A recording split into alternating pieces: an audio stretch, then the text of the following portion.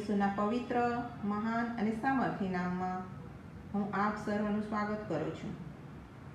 આજે આપણે જોઈશું હેઝકીએલનું પુસ્તક 36મો અધ્યાય 9 થી 11 કડી. કેમ કે જુઓ, હું તમારા પક્ષમાં છું. હું તમારી તરફ ફરીશ ને તમારામાં ખેડાણ તથા વાવેતર થશે. હું તમારા પર મનુષ્યની વસ્તી વધારીશ, એટલે ઇઝરાયેલનો આખો વંશ, હા આખો વંશ વધારીશ. ને નગરોમાં વસ્તી થશે ને વેરાન જગાઓમાં ઇમારતો બાંધવામાં આવશે.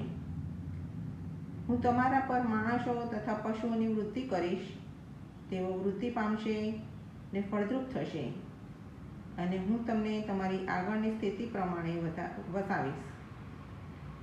ને તમારા આરંભના કરતાં તમારું વધારે ભલું થશે.